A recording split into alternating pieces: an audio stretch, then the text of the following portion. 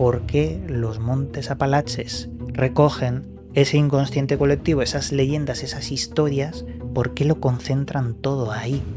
¿Qué esconden los Apalaches? Sí, es muy interesante porque todo precisamente pasa ahí. Avistamientos, luces, críptidos, desapariciones. En los Montes Apalaches hay una historia que me parece muy interesante y es de las más populares cuando uno empieza como a investigar estos temas, que es precisamente habla de unas personas o unas criaturas, también se podrían denominar, que son el pueblo de los ojos de luna. Esta civilización supuestamente llegó mucho antes que los mismos Cherokee. La piedra de Yudakula o Yudacuya, depende de la pronunciación. Y esta piedra, a mí, mira, fue de las cosas que investigué primero y de verdad me voló la cabeza mucho porque habla la historia de como de leyenda de las tradiciones orales de los Cherokee, habla precisamente de que había un gigante que custodiaba las montañas y los bosques, que era el protector de estos lugares. Las leyendas de los Cherokee o leyendas de culturas antiguas siempre se basan en algo real.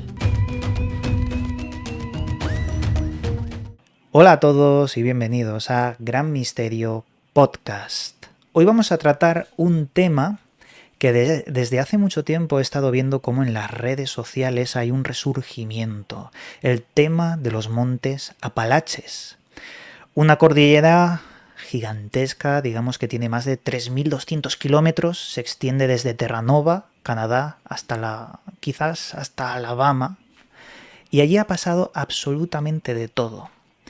Vamos a hablar de los casos de desapariciones, extraños seres que aparecen y quizás también mitología cherokee, donde hay petroglifos y extraños símbolos que pueden descubrir el secreto de esas montañas.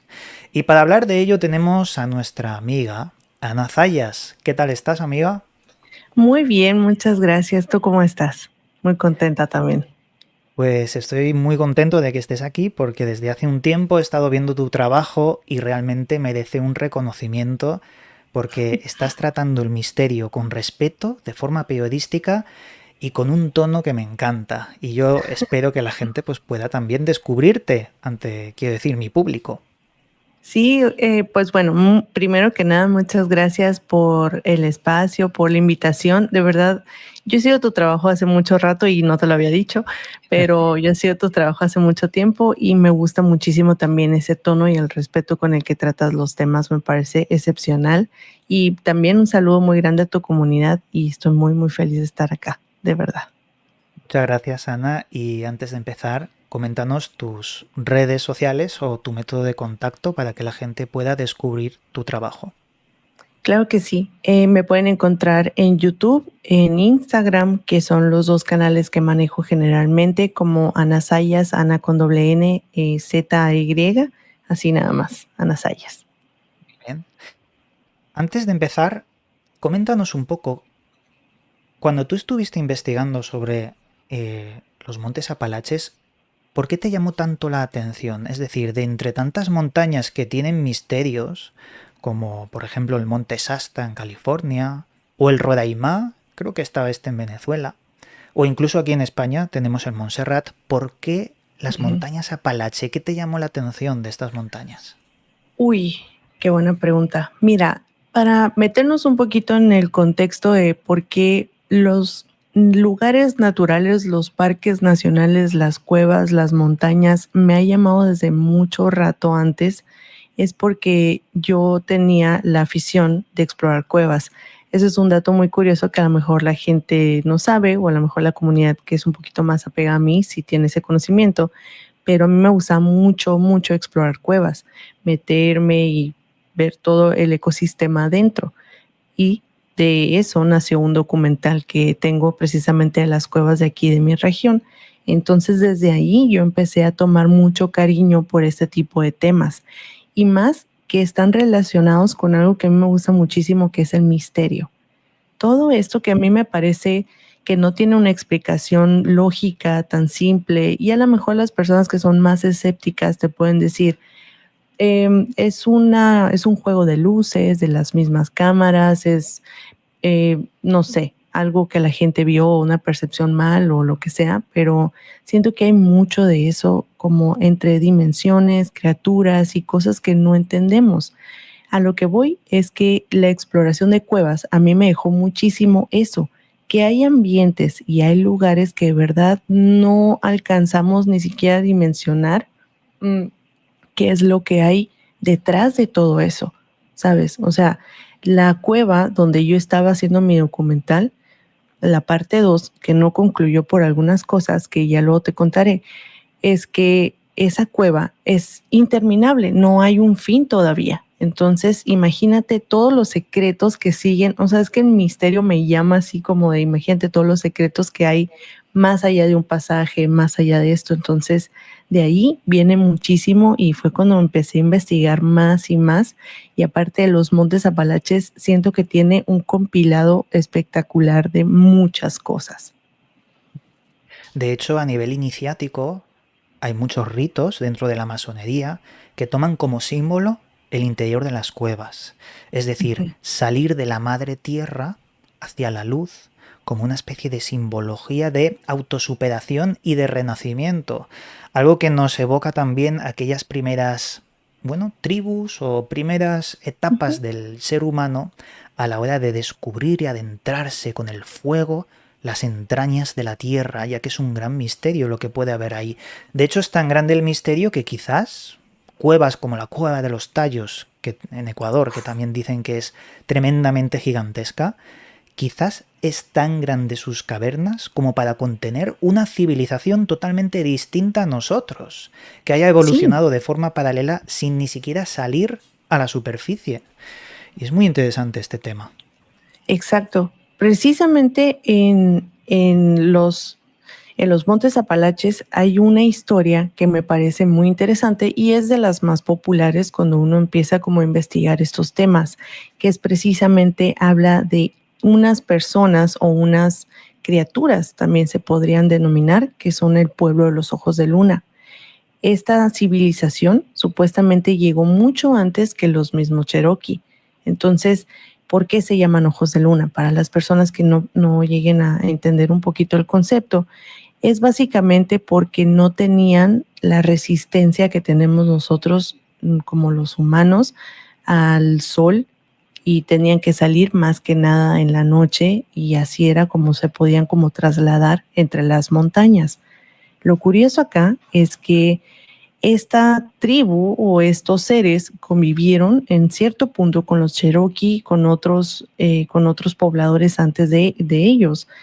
Lo que pasó ahí es que al principio convivían en muy sana paz, ¿sabes? Se ayudaban con ritos, con la protección del mismo territorio y todo esto, pero hubo, en cierto punto de esta historia hay un conflicto. Entonces, las tribus los empezaron a rezagar a las cuevas y ahí es donde se empieza a generar todo esto de que el pueblo de los ojos de luna pertenecía a las cuevas, cuando originalmente sí vivían en las cuevas por la cuestión del sol, pero también convivían muchísimo con la gente del exterior, hasta que los empezaron a rezagar.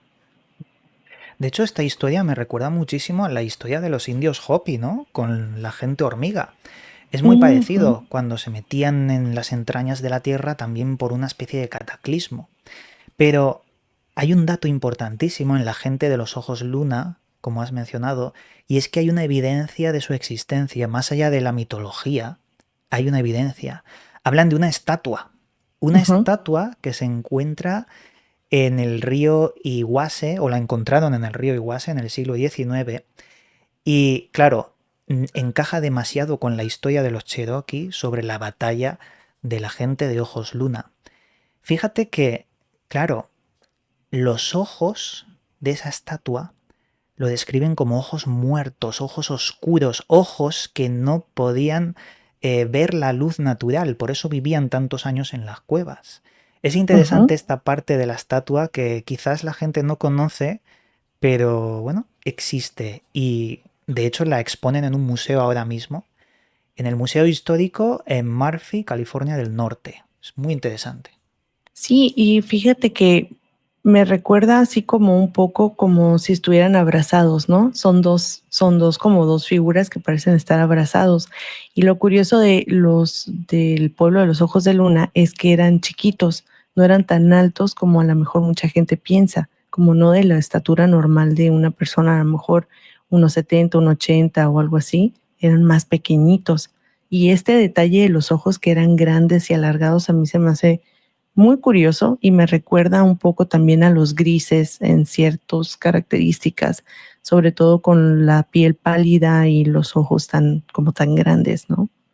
Ostras, me ha recordado una historia muy antigua sobre el Star Child, que era un esqueleto de un Ujú. ser que no parecía del todo humano, pero tenía un cráneo gigantesco y las cuencas oculares prominentes, como si fuese también de ojos parecidos a un gris. Lo encontraron en una cueva y era un niño que era abrazado por una mujer, también encontraron los restos mortales de los dos. Se hizo mucha polémica porque la reconstrucción de ese cráneo era de un Grey Alien, o lo que entendemos de un gris. Uf. Es Ujú. muy fuerte el tema porque lo recuerdo desde hace muchísimos años. Creo que fue de los primeros temas que investigué, pero es un recurrente, ¿no? ¿Qué se oculta en las cavernas que tiene relación con los grises? ¿No te parece? Hay muchas historias de lo mismo. Aquí en Montserrat de Barcelona, en España, lo mismo. Salen seres de las cuevas, o al menos las historias nos lo dicen, y Sí, siempre relacionados con desapariciones. Ujú. sí, justamente he escuchado muchas historias sobre esto, sobre los grises o también pueden ser los mismos intraterrenos, ¿no? Que han como formado sus civilizaciones, su propio hogar dentro de todas las cavernas y todo esto por los factores que nosotros querramos entender, ¿no? O sea, llámese supervivencia, rezago, hay muchas cosas que se me hacen muy, muy interesantes con respecto a este tema. Y fíjate que hablando de todos estos seres que pudieran habitar en toda la extensión de los Apalaches, porque como bien lo mencionaste al principio, es un territorio súper, súper extenso, es una brutalidad. Imagínate todo lo que todavía no se descubre, todavía es que eso es lo que me emociona tanto de este tema, que hay lugares que ni siquiera la gente muy probablemente no ha llegado, ¿no? Entonces, dentro de toda la vastedad de esto, existe esta piedra que es muy interesante, que es la piedra de Yudacula o Yudacuya, depende de la pronunciación, que esta piedra, a mí, mira, fue de las cosas que investigué primero y de verdad me voló la cabeza mucho porque habla la historia de como de leyenda de las tradiciones orales de los Cherokee, habla precisamente de que había un gigante que custodiaba las montañas y los bosques, que era el protector de estos lugares. Entonces, la piedra era como la evidencia de que ese gigante había estado ahí. Entonces, en la piedra hay una especie como de mano, pero con 7 dedos. Entonces, según la tradición oral, se dice que este gigante se apoyó en la piedra y haz de cuenta como que se impulsó y ahora sí como que se fue hacia arriba, hacia el cielo, ¿no? Ahí por eso se quedó marcado. Pero aparte de esto, tiene más de, si mal no recuerdo, tiene un montón de petroglifos, perdón, que son más o menos como unos 1500. Y esto mucha gente lo ha interpretado con muchas cosas, mapas interestelares, rituales antiguos, y también hay algo bien interesante que quisiera que platicáramos, que hablan de que esta piedra es como una especie de puerta a un portal donde pues habitaba este gigante. Es interesante porque esos 1500 petroglifos podrían contar cualquier historia, pero lo que más llama la atención es la mano de 7 dedos. Hay una isla llamada la isla de Malta que visité hace muchos años, y allí hay otra pequeñita isla que puedes ir con un barquito que se llama la isla de Gozo. Allí tenemos un templo llamado Gigantija, y el nombre es dado porque en la antigüedad se creía que un gigante había construido el templo. Es como una historia recurrente a lo largo de todo el planeta. Siempre Ujú. nos hablan de gigantes que moldean y utilizan la piedra.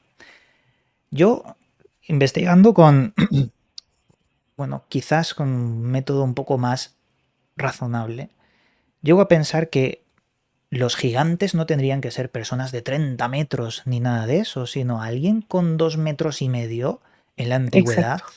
sería considerado como un gigante. Sí, claro, o sea, y no, precisamente dejando como la parte de la fantasía y todo esto, no tiene que ser un ser que mida el tamaño de un edificio, o sea, tendría que ser una persona con características un poco diferentes para que en aquellos entonces se considerara como gigante o también como una entidad diferente a los humanos. Claro. Llámese, imagínate el albinismo en aquel entonces, cómo era visto, a lo mejor como una deidad o algo así. Claro, y le tenían miedo al albinismo. De hecho, hablando de los Apalaches, claro, como es tan grande, 3.200 kilómetros tengo por aquí apuntado, de Ujú, Terranova, Canadá, hasta Alabama. Claro, hay gente que ha estado observando extrañas luces a lo largo del tiempo en partes mucho más elevadas de la montaña, de la cordillera. Y de aquí se han formado leyendas como las luces de Brown. La montaña Brown nos habla de cómo en Carolina del Norte estas luces aparecen durante más de 200 años y a día de hoy no se le ha dado ninguna explicación. De hecho, el primero en verlas fue un hombre llamado John William Gerard en 1771 y las describe como esferas, pero esferas ujú. no como el fenómeno ovni realmente, sino que danzan, como que tienen un Ujú. comportamiento no In tan artificial. Independiente, ¿no? Exacto, como algo Ujú. más un ser de la naturaleza, quizás. Exacto. Sí, y fíjate que hay algo muy interesante con esto de las luces, porque se dice mucho que, bueno, hay muchas teorías de qué puede ser. Entre ellas el fenómeno ovni, que son orbes inteligentes que se mueven a voluntad totalmente, pero también que pueden ser sondas alienígenas que patrullan esa, como esa zona. Hay también otra cosa muy importante que según las tradiciones de los Cherokee, se dice que estas luces son las almas en pena de aquellos guerreros que estuvieron en las batallas y que desgraciadamente perdieron la vida ahí. Entonces, como si se hubieran quedado estancados, haz de cuenta, en esa área y sus almas estuvieran apareciendo de repente por ahí. Con el paso del tiempo, yo siento que las personas han como hecho muchas historias y todo esto con respecto a estas luces.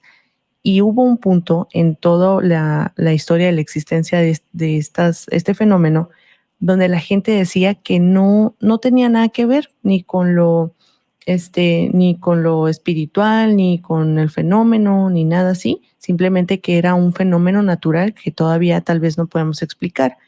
Pero hubo una situación donde empezaron a decir que las luces eran simplemente las luces de los autos, ¿sabes? Que pasaban como por una autopista. Era algo tan Sí. simple como eso, según muchas personas. Entonces, en cierto punto hubo una inundación tan grande que las carreteras desaparecieron. Se quedaron sin transitar nadie, pero las luces seguían apareciendo.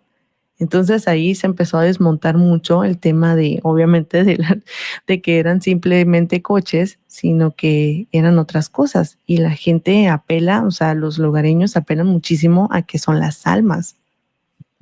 Ostras, qué interesante esto de la inundación, no lo conocía. Pero claro, muchas Sí. veces la ciencia intenta explicar rápido sin ponerse a investigar, porque también hay una noticia que hablaban de, bueno, son fuegos fatuos o gases del pantano.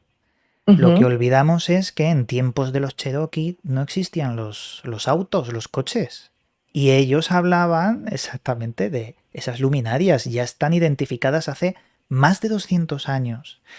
Pero bueno, la ciencia, que es una herramienta, hay que usarla, pero cuando la ciencia se vuelve cientificista, se vuelve religión, y eso es lo que hay que evitar muchas veces. Sí, o sea, tampoco vamos a venir a decir que todo lo que ocurre ahí es producto de los seres de otras dimensiones. O sea, siempre yo siento y en mi canal siempre les digo, hay que ver las cosas desde dos vertientes, ya sea un poquito más científico, que obviamente yo no soy ninguna científica, pero me encanta el tema, entonces lo investigo muchísimo, y también las tradiciones orales de las tribus, lo que dice la gente. Hay un punto donde todo se puede pues explicar, siento yo de cierta manera, y es ahí donde nace el misterio de todas estas cosas. Estoy totalmente de acuerdo con lo que estabas diciendo. Sí, y aparte, ¿sabes qué? Siento que también, por ejemplo, cuando hablamos de todos estos seres del Sasquatch, que también tiene bastante presencia aquí, mucha gente lo ha visto. Quisiera que abordar el tema de los críptidos porque es muy, muy importante. Precisamente hay un caso de desaparición de los más populares que pueden encontrar ustedes en el libro del Missing 411, que es el de Dennis Martin. Dennis Martin era un niño de apenas como unos 7 años, si mal no recuerdo, que estaba en un día pues de campo, hagan de cuenta, con sus padres, con sus abuelos, y en toda esta vastedad del bosque y todo esto, pues decide ir a jugar con los otros niños que acompañaban a la familia. Lo curioso acá es que se empezaron a meter al bosque y de repente todos los niños salieron, menos él. Y empezaron, de hecho, creo que es una de las búsquedas en este lugar, de las más extensas que ha visto, es el Great Smoky Mountains, es el lugar donde se perdió Dennis Martin. Y es de las investigaciones más brutales, así que ha visto este lugar cientos y cientos de personas, de voluntarios, de personas buscando, o sea, todos los padres histéricos, imagínate qué horrible esta situación. Y con el paso del tiempo, desgraciadamente, nunca se encontró este niño, pero unos días después hubo un testimonio que abrió la puerta totalmente a que el causante de esta desaparición de Dennis pudo haber sido un Sasquatch. Una persona que decía que iba caminando por un sendero junto con su esposa y con su hija, y de la nada, sí, haz de cuenta, lejos, ve a un ser bípedo, bastante alto, cubierto de pelo, con algo entre los brazos, que parecía ser un niño, y lo que alcanza a distinguir es una camiseta roja, como una tela de color rojo. Lo curioso acá es que Dennis Martin tenía una camiseta roja cuando se perdió. Entonces de ahí la gente empezó a especular muchísimo que efectivamente este niño había sido pues llevado por esta criatura. ¿Con qué propósito? No sabemos, pero es lo que la gente, pues como avistamiento, ¿no? Lo que cuenta. Este caso que has mencionado me parece brutal, lo he investigado y claro, no se pueden imaginar la gente la cantidad de desapariciones que hay en toda la zona de los Apalaches. De hecho, prácticamente la gran mayoría del Missing 411 es de los Apalaches. Y me Ujú, causa la atención porque hay tantos fenómenos, no solo ya de las desapariciones, sino de historias raras, que a mí me da a entender que hay una especie de portal o un foco o un punto caliente en ese lugar y en otras montañas del mundo. Algo que no entendemos, algo que se llamaba realidad daemónica, ¿no? Nosotros convivimos con otra suprarrealidad que a veces es ujú. invisible, pero en algunos lugares se vuelve tangible. Y eso yo creo que es lo que ocurre muchas veces en este lugar. De hecho, te voy a contar una historia que recogí cuando investigué los Apalaches y que me parece brutal. Se llama la historia de la bruja de Bell. No sé si la conoces. Sí, Es- buenísima, buenísima. Esta historia nos habla de cómo la familia de los Bell se fueron a vivir a finales del siglo XIX a las tierras del río Red, que está concretamente en el condado de Robertson, Tennessee. 10 años después, pues bueno, empezaron a notar en la casa, que era de madera, extraños golpes, lo típico de los fenómenos paranormales, Ujú, arañazos, ruidos de arrastre, y por las noches era cuando se intensificaba el fenómeno. También contaban los niños cómo algo tiraba de las sábanas, incluso llegaba a pellizcarlos y tenían bastante miedo. Cuando John Bell cuenta la historia, porque estaban hartos y tenían ya mucho miedo, empezó a contarlo, se lo cuenta a su amigo Johnson y este no se lo creía. Decía, todo esto te lo has inventado, esto es mentira, voy a pasar una noche con vosotros para verlo con mis ojos. Y efectivamente, comprobó esa actividad paranormal. Era totalmente real. La historia empezó a difundirse porque cada vez eran más testigos y empezaron a decir que había una mujer llamada Kate Batts quien la apodaban la bruja de los Bell y que era la causante del fenómeno.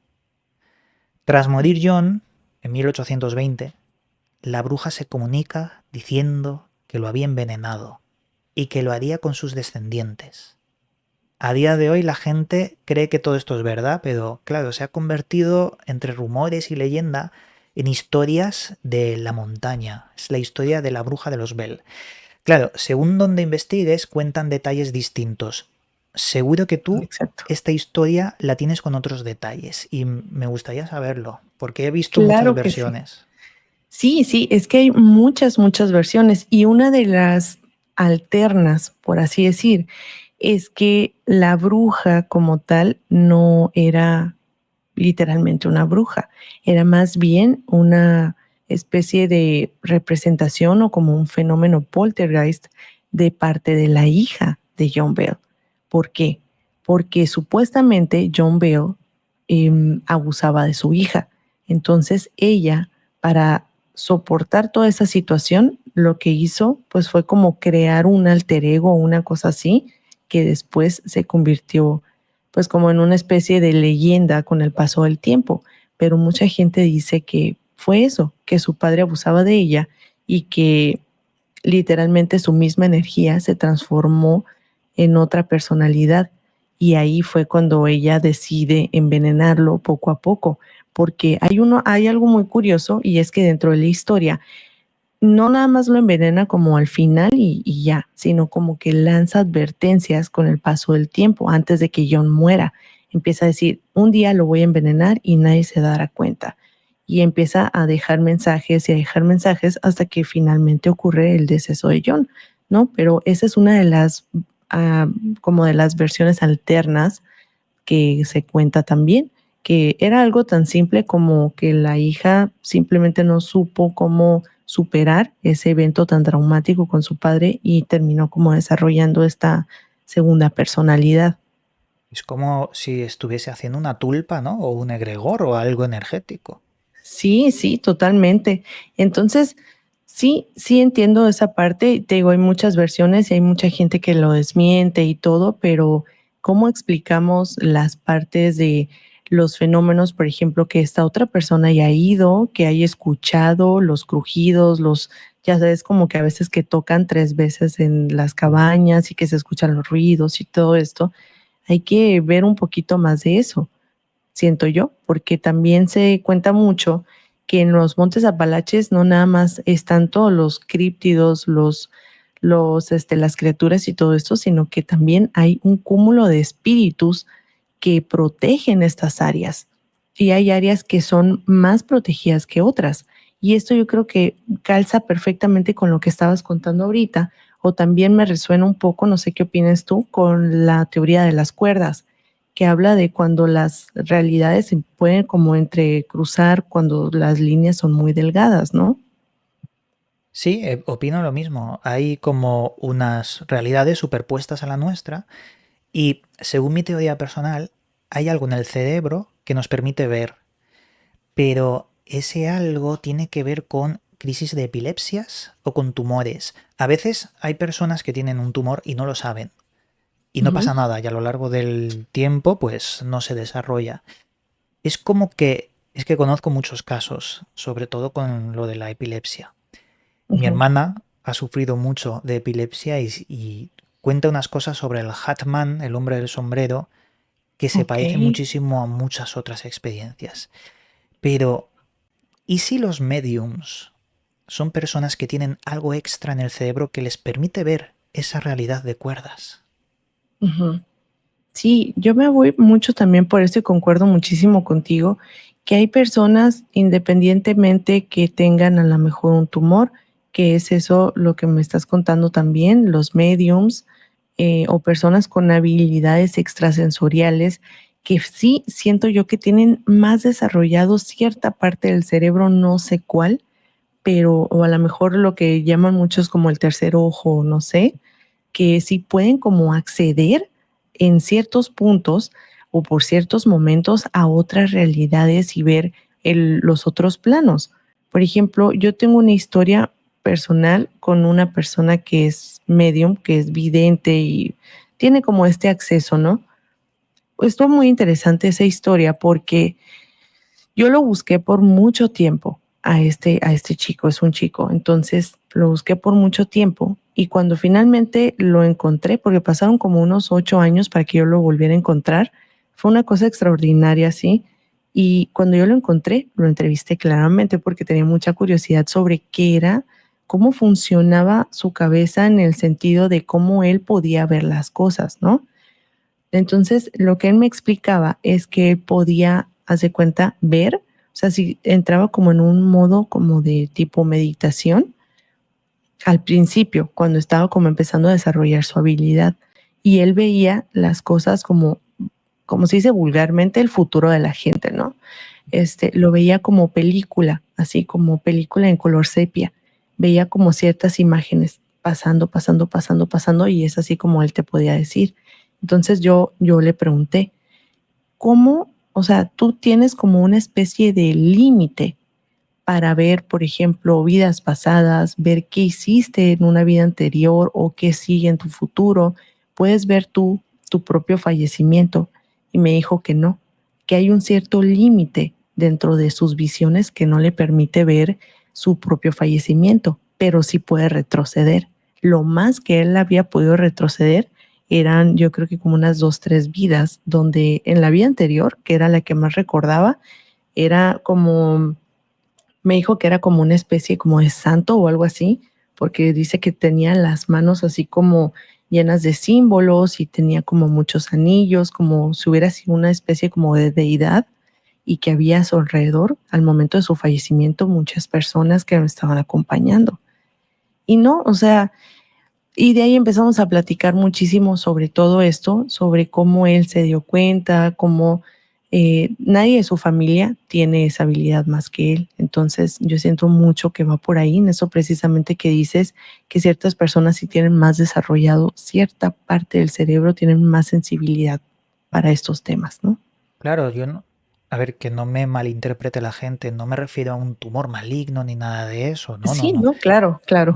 Me refiero a, por ejemplo, la glándula pineal más grande o no Ujú, calcificada o más intacta que la mayoría, ujú. porque de alguna forma este sistema ha hecho que olvidemos y que no podamos utilizar esas facultades que tenemos todos. Pero por lo que Exacto. sea, unos tienen más que otros. Y de hecho, yo concuerdo con personas que pueden ver el futuro. Paravicini, quizás en cierto modo Nostradamus, y algunos que otros. Ujú. Estoy seguro de que los mensajes vienen de las profundidades de la mente o de algo como un eco que se puede plasmar muy bien en los Montes Apalaches como esa realidad daimónica de la que hablábamos, donde se ven esas cosas. Y yo quería que nos expusieras, si puedes, Ujú. un críptido. Alguno de los Uf, muchos críptidos que hay, porque yo tengo uno, que luego te voy a comentar, que es una especie ajá. de gato con 6 patas, ¿eh? Pero bueno, te lo dejo primero Uf. a ti. Ok, perfecto. Pues fíjate, no sé si se puede llamar críptido esto, pero para mí yo pienso que sí, que es el monstruo de Flatwoods, porque sí, no Qué es, bueno. no es un típico alien bajito, ¿no? Fíjate, la historia del monstruo de Flatwood se me hace de las más icónicas y más interesantes de todo, no nada más de los Montes Apalaches, sino de la historia, sí. Me encanta esta representación gráfica que le dan de repente al monstruo, de que sí es así. Bueno, ya no voy a spoiler más, vamos a contar bien lo que es. Pues precisamente en una región de los Montes Apalaches hubo un grupo de niños que estaban jugando en el mismo bosque y de repente vieron cómo empieza como a caer algo de color rojo, me parece, entre los árboles. Y obviamente como son niños, van al lugar súper curiosos a ver qué era eso que había caído. Decían, a lo mejor es un meteorito o una cosa así. Entonces, cuando van, finalmente suben como una pequeña colina y ven una bruma verde, una bruma de color verde, que según el relato de ellos mismos, les empezaba como a picar en la cara, como si fuera una especie de gas mostaza, ¿no? Entonces, después de eso, dicen que de esa bruma verde salió una especie de criatura con que podría ser como una falda y una cabeza así como, todo con aspecto robótico, ¿no? Y ahorita voy en un punto con esto de los robots, con una forma así como ay, no me acuerdo cómo se llama ahorita, pero así como si fuera como un piquito, así, y lo que tenía era, hagan de cuenta, bracitos así como robóticos, era como hasta chistoso si quieren verlo así. Pero lo curioso aquí es esa bruma verde que tenía que salía del mismo ambiente. Entonces los niños súper impactados, imagínate ver esto como a los 13, 14 años, fueron corriendo a sus casas y les avisaron a los adultos. Entonces después de esto los adultos fueron y empezaron a ver, obviamente ya no había nada más que rastros en el mismo pasto que estaba como quemado donde la criatura pues se había postrado, ¿no? Con el tiempo, la gente empezó a tener dos versiones de este avistamiento. Punto número uno, que los niños estaban inventando absolutamente todo. Y punto número dos, la histeria colectiva, que muchas personas siempre quieren resolver estas partes tan interesantes de los avistamientos con histeria colectiva. Entonces se empezó a hacer una investigación grandísima, se empezaron a tomar muestras del suelo y todo esto, y se concluyó que pues efectivamente sí había pasado algo en ese lugar, porque sí había muestras radioactivas en el suelo. Y aparte pues tienes el testimonio de no nada más un niño, eran 2, 3, 4 niños y los adultos, personas que también en el pueblo vieron esta luz cayendo hacia el bosque. Tienes muchos elementos. Y con esto voy a un punto muy interesante, porque fíjate que hubo una oleada de estos aliens o críptidos con aspecto robótico, una oleada en los años 50 y 60. ¿Por qué? Eso es lo que quisiera que platicáramos. Por ejemplo, tenemos el caso de Hopkinsville, que fue una familia atacada por estos seres que se veían como grises y que los estuvieron asediando toda la noche en su casa. También tenemos Cisco Grove. Todos estos ocurrieron en ese lapso de tiempo. Y a mí se me hace muy importante pensar por qué esto. Y hay una hipótesis que es muy interesante. Se dice que estos no son seres tal cual como decir un gris, por ejemplo, sino que más bien eran especies de sondas que mandaban inteligencias superiores a la Tierra. ¿Para qué?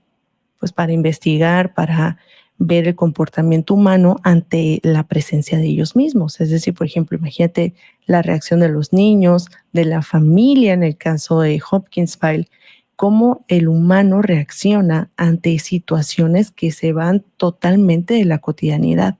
Entonces, todo esto bajo el manto de que eran sondas de investigación, no tanto como seres orgánicos, como decir un gris o un reptiloide, ¿no? Claro, por eso Flatwoods es un robot. Como bien Exacto. decías en tu teoría, que al ser un robot es una especie de artefacto con una labor de sondeo, por ejemplo. Ujú. Este caso de Flatwoods es uno de los que más me gustan, porque claro, es tan visual e impactante el bicho que tiene una faldita, ¿no? De metal Sí, que sí. es muy, muy interesante, pero y que yo recuerde, la madre de uno de los niños era acompañada por otro adulto que era como una especie de guardia, acabó en el hospital a los días. Se empezaron a Ujú, encontrar muy mal y tenían un aspecto de que ellos identificaban con picor, con fuerte quemazón. Se llegó a ujú, teorizar como que era como una especie de gas mostaza o azufre. Súper ujú. interesante el caso, ¿eh? Y luego Sí, está el de Hopkinsville, que no sé si es el que estoy pensando. ¿Es el que agarraron una escopeta y empezaron a disparar unos duendes? sí, eran unos duendes así con aspecto como grisáceo, como si fueran robotcitos, así los describían, eran muy chiquitos. Sí. Y fíjate, el caso de Cisco Grove a mí se me hace de los más así de que súper aterradores de todo este tema de como de la oleada de las ondas, ¿no? Porque había un sujeto de nombre Donald, se llamaba Donald, que había ido a cazar con sus amigos en las profundidades del bosque. Entonces ellos llevaban arco y flecha para cazar, no llevaban armas como tal. Entonces en una de esas Donald dice, ¿saben qué? Yo me voy a adelantar un poco, voy a ir a explorar y ver qué me encuentro y ahorita nos regresamos al campamento para cenar y todo esto. Entonces, en cierto punto, entra un claro y en ese claro ve una nave que va llegando, va llegando, va llegando, va llegando y cuando toca la tierra, se abre como una especie como de escotilla pequeña y salen unos seres. Salen dos seres altos, así, totalmente como ya se imaginan, ¿no? De aliens, ¿no? Así altos. Pero lo curioso acá es que dentro de esa nave los estaba acompañando otra criatura que no era precisamente orgánica, no se veía así como normal, pues, ¿no? Era un robot, era literalmente de la misma composición, el mismo tamaño, pero con aspecto metálico. ¿Y qué hacía este robot?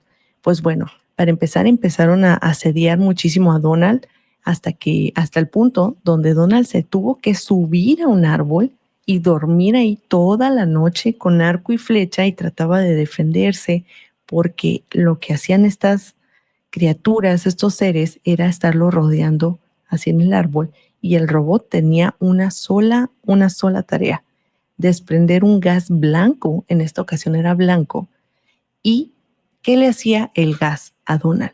Lo dormía, pero no era con la intención de matarlo, ¿no?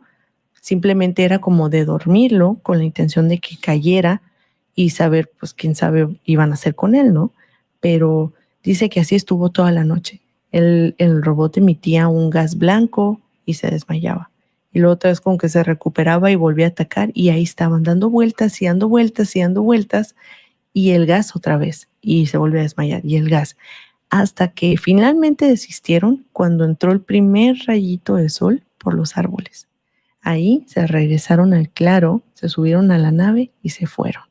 Se me hace súper interesante esta historia, me encanta, me encanta. Hombre, esta historia no conocía este caso, pero mandan narices, ¿no? Los extraterrestres ahí tocándole las narices al hombre que solo quería dormir. Sí, sí, pues ya no tenía de otra, Sí, pero sí. fíjate, bueno, me ibas a contar el Sí. otro críptido, quiero saber cuál es el otro. Vale. El caso es que antes de eso hay una casuística dentro de la ufología de robots muy llamativa y con ese componente de lo absurdo, que es un componente digno a estudio porque quizás toman una parte de la psique humana y lo proyectan en nuestro cerebro, porque hay elementos tan absurdos que no tienen ningún tipo de sentido. Por ejemplo, hay un caso, el caso de Juan Pérez, un hombre que vive en la montaña, perdido de todo, porque tuvo una experiencia ovni, en la que, en resumidas cuentas, hay una parte de la experiencia donde ve un robot dentro de una nave cortando carne. ¿Qué sentido tiene esto? No tiene sentido. Ujú. Pero se podría hacer un programón de casos con ese componente absurdo, que 100%. no sabemos por qué, es una anomalía. Pero bueno, yo Sí. te iba a contar el caso de un críptido visto en los Apalaches, que lo han llamado el Gampus Cat. Es muy raro esto. Nos hablan de una criatura felina, con ojos amarillos muy brillantes, y lo describen como que tiene 6 patas. 6 patas. Esto Seis patas. proviene muchas veces de la leyenda de los nativos americanos, que involucra a una mujer cherokee que, digamos que por espiar un ritual de caza, fue maldecida, según la leyenda, y transformada en una especie de híbrido humano cougar. Eso es lo que dicen los cherokees. El Wampus Cat lo conocen por hacer estragos en la región y aunque en la década de los 60 fue descrito como un engaño, hay gente que dice que no, que realmente es algo que se ha visto, que a lo largo del tiempo ha aparecido, pero hoy en día la gente no se lo cree. Las leyendas de los Cherokee o leyendas de culturas antiguas siempre se basan en algo real. Y es un fenómeno que en otras partes del mundo lo han llamado Alien Cat. No sé si te suena. Los Alien aliens, Cat. sí, es un Ajá. fenómeno un poco raro. Alien Cat es cuando una cámara de seguridad graba un felino de enormes dimensiones con una velocidad y unos movimientos que no tienen ningún tipo de sentido, como saltar 4 metros, por ejemplo, cómo aparecer Ujú. y desaparecer. Muchas veces he explicado como, bueno, se da una pantera, pero en pleno Nueva York, pues me parece que es un poco raro. Pero es Sí, más el movimiento y la desaparición de estos extraños seres. El fenómeno es conocido como Alien Cat. No tiene nada que ver con extraterrestres, lo han llamado así. Pero bueno, quizás el One Push Cat es una leyenda de una sombra, un ser extraño con esos ojos amarillos. puede ser, puede ser. Fíjate que está muy interesante esto porque de todas las cosas que puede haber, o sea, se me hace como si hablamos de la tradición cherokee, todo esto de los relatos orales, cómo hay este tipo como de maldiciones, ¿no? Se me hace muy, muy, muy, muy curioso cómo hay todo este como avistamiento y esta criatura que mencionas se me hace, ya la había escuchado antes y las representaciones gráficas son brutales. Desconozco actualmente si hay como una evidencia, una fotografía, una cosa así, este, pero me parece buenísimo. Aparte que también existen otras criaturas, como por ejemplo los Nightcrawlers, que sí a la vista pueden ser muy graciosos si quieren, porque es pues como una bolita así, ¿no? Pero también siento que va mucho de la mano con todo esto. Imagínate que el One Puss Cat, si, si es uno o son varios, porque también puede ser esa posibilidad de que sean varios, que su hábitat sean tal vez las cuevas, sean las profundidades del mismo bosque, puede ser, puede ser.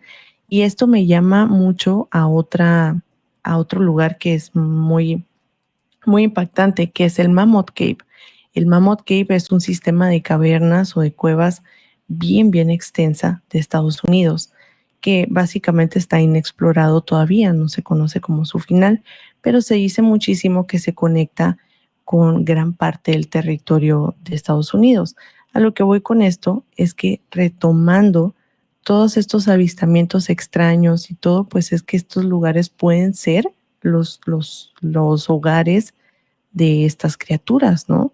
O sea, yo siento que como portal, una cueva sí que puede funcionar y no nada más como que vivan dentro de las entrañas de la tierra, sino que las cuevas a lo largo de la historia tienen esta historia de que son portales. Por ejemplo, aquí en México está los cenotes y todo esto y las cuevas que hablan de que son portales hacia otras dimensiones.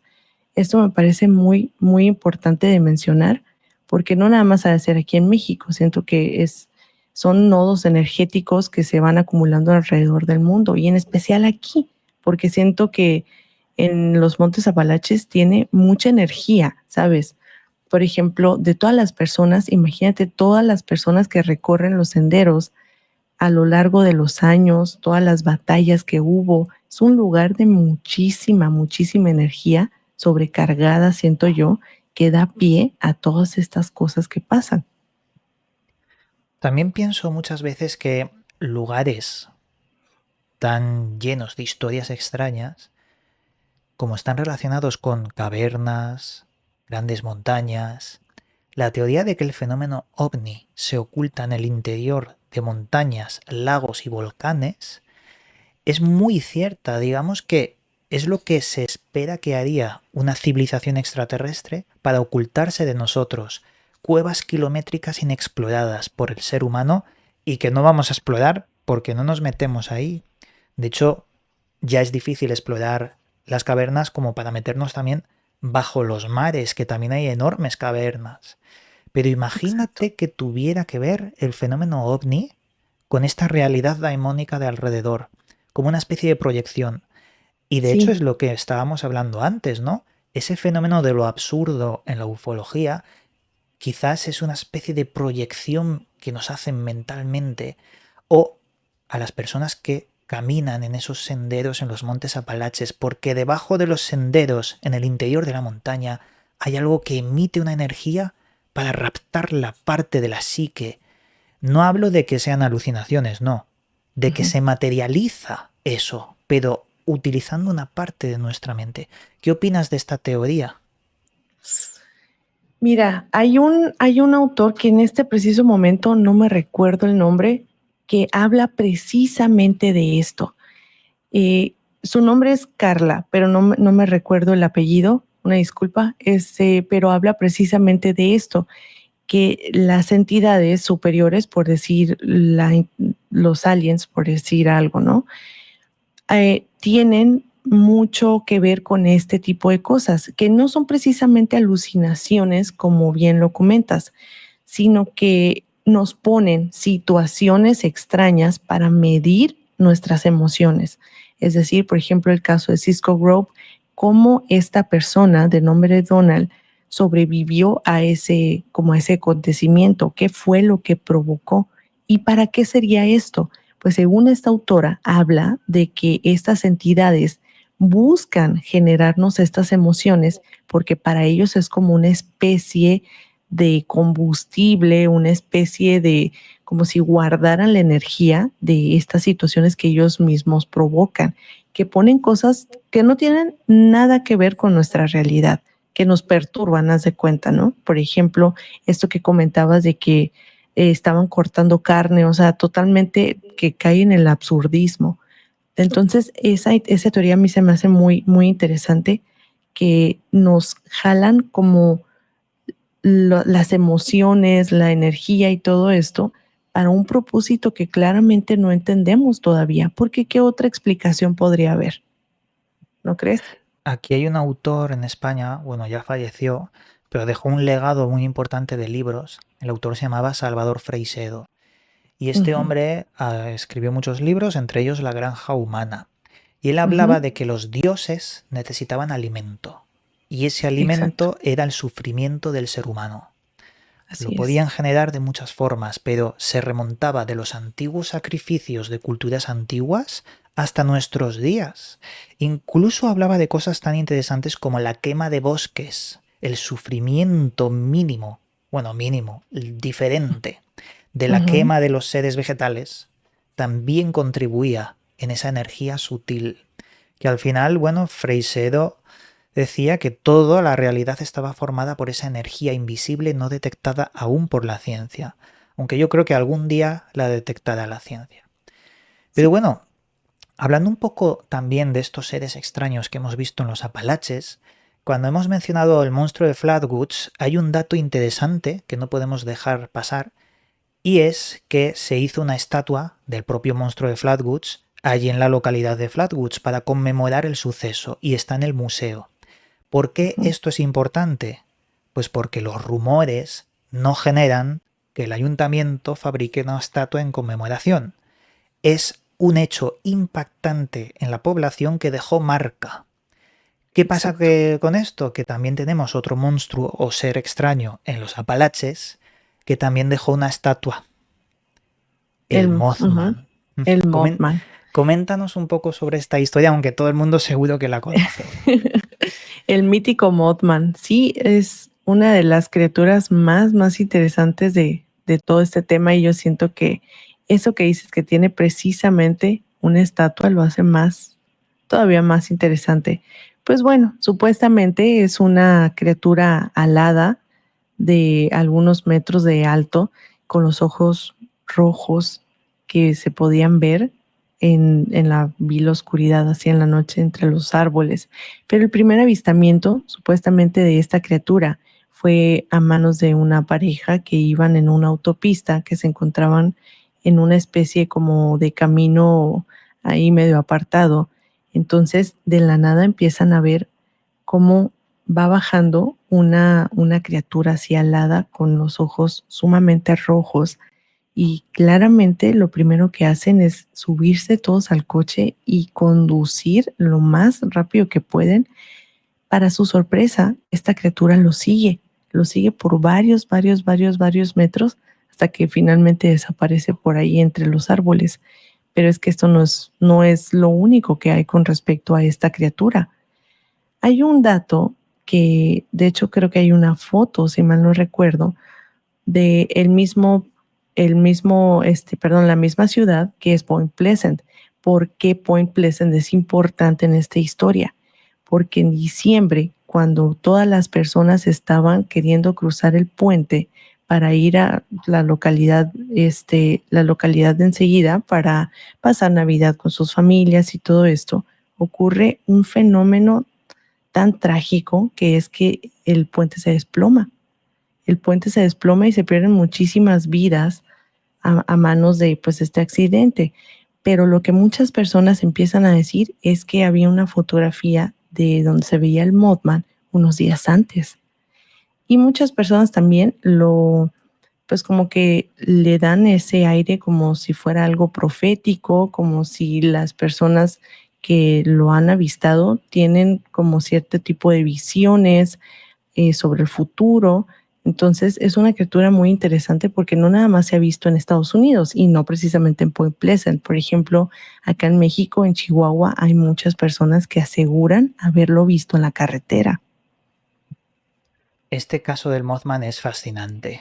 El investigador que lo dio a conocer, John Keel, este hombre hablaba, esto es un caso de 1966, cuando aparece un centenar de casos, uno tras otro, sobre esta entidad. Y como bien decías, este primer avistamiento iban unos chicos en un coche cerca de una zona militar de TNT. Y ellos, aparte de ver esos ojos rojos, describen un chirrido que se les mete en el cerebro y no pueden parar de sentirlo, tanto como que se paralizan. Pero es muy interesante porque John Keel relaciona al Mothman con otra figura aún más extraña llamada Ingrid Cold. Es como una especie de entidad que está alrededor de todo el caso y que no tiene tanto una forma específica, aunque lo identifican como una especie de hombre de negro, algo muy raro. Pero sería entrar en profundidad en el caso. La cosa es que se dice que hubo sueños proféticos antes del desastre de Point Pleasant y esto se plasma en una película que está bastante bien hecha y que, bueno, realmente es una buena película porque los hechos que ocurren son los registrados. Luego aparece también en Chernóbil, dicen que apareció, en Fukushima también, en el desastre de Japón, y hay 217 reportes, tengo aquí, de la aparición del Mothman en Chicago, cerca del lago Michigan. Muy interesante. Es como que el inconsciente colectivo se materializa antes de que ocurra algo muy grave, porque Mothman está relacionado con catástrofes. Pero volvemos a lo mismo y al eje central de este programa. ¿Por qué los montes Apalaches recogen ese inconsciente colectivo, esas leyendas, esas historias? ¿Por qué lo concentran todo ahí? ¿Qué esconden los Apalaches? Sí, es muy interesante porque todo precisamente pasa ahí. Avistamientos, luces, críptidos, desapariciones. Hay demasiadas cosas. Es un tema súper extenso, al igual que la misma extensión de los Apalaches por todo Estados Unidos y parte de Canadá, ¿no? O sea, siento que todo eso tiene que ver muchísimo, te decía de nuevo, con la energía. Siento que tiene que ver con también el consciente colectivo de cómo, o sea, si a alguien le dices Montes Apalaches, te va a decir misterio, cosas extrañas. O sea, siento que le hemos imprimido en el paso de los años con mucha fuerza, muchas cosas de yo vi esto o una sombra que a lo mejor tú creíste ver y tu energía ya está ahí, como de que yo vi, no sé, por decir un Wampuscat, yo vi un ovni, yo vi esto y todo mundo recae ahí. Por eso es tan popular, por eso hace un tiempo, como un par de meses, se empezaron a popularizar una serie de videos en TikTok que hablaba mucho de pues de este lugar. Hay un video que es muy curioso, que es un chico que trabaja en una cafetería y enfrente tiene todo el bosque de los Montes Apalaches. Entonces este chico está en la mitad de la noche y ya le toca cerrar a él el restaurante. Entonces está haciendo limpieza y todo este tipo de cosas para ya poder cerrar el negocio adecuadamente. Y de la nada empieza a grabar y en la ventana se empiezan a ver como una especie como de criatura blanquecina, algo así como si lo estuviera espiando. Cabe aclarar que ya era súper tarde cuando este chico empieza a grabar. Entonces empieza como a entrar en una especie de pánico, pues está solo claramente, ¿no? Y está esta criatura ahí como que curioseando en la ventana. Y aparte de eso, cuando va recorriendo la instalación del restaurante por dentro, en cierto frame se ve una cara así, bueno, una especie de cara, es una cosa que parece tener una cara, pero está como totalmente deformada y todo esto, que parece ser que la gente dice que es totalmente falso, pero hay muchos avistamientos y hay muchas personas, testimonios también de estas criaturas que no tienen una forma lógica. Y yo creo que ahí caemos de nuevo a estos absurdismos que estábamos platicando ahorita. Muy interesante el caso que nos has contado, porque, claro, si hay tantos avistamientos, hay muchas historias particulares que quizás no trascienden y se quedan en esa mitología, se convierten pues en bueno, historias que se cuentan allí y que no trascienden en los medios de comunicación o en el internet en total. En este caso sí, porque lo mostró en TikTok, pero ¿cuántas historias no conocemos y tienen ellos pues de el lugar de los Apalaches? Toda la Ana, vida viviendo ahí. exacto. Ana, yo creo que hemos llegado al final de este programa. Hemos dado unas cuantas pinceladas de lo interesante que es este lugar. Y bueno, te doy las gracias por haber compartido conmigo este ratito, Ana. Ay, muchas gracias a ti por invitarme de nuevo. Estoy muy, muy contenta de haber estado aquí. Y fíjate, te voy a dejar una pincelada más. Me gustaría que después investigaras, o bueno, a lo mejor ya lo conoces, sobre el caso de las 7 luminarias aquí en México. Algo he leído, pero no lo conozco del todo. Es muy bueno. Si algún día queremos hacer esto de nuevo, con mucho gusto lo podemos hacer. Este tema es buenísimo, buenísimo. Ay, estoy recordando, creo que hay unos escritos de JJ Benítez. Es que tengo tantas cosas en la cabeza. JJ Benítez investigó esto hace muchos años y creo encontrar un libro en mi biblioteca que tiene información. Pues lo Uf, investigaremos. sí, está muy, muy interesante. Ana, antes de acabar, recuérdanos tus métodos de contacto, tu canal de YouTube, para que la gente pueda descubrir tu trabajo. Claro que sí, me pueden encontrar como Ana Sayas, con Ana con doble N, Sayas en YouTube y en Instagram también. Muy bien, pues Ana, un placer tenerte aquí y nos vemos en la próxima. Muchas gracias, nos vemos. Y a los que nos estáis escuchando, bueno, tenemos aquí este domingo un programa bastante interesante que espero que os haya gustado y como siempre, el misterio está servido, así que nos vemos próximamente.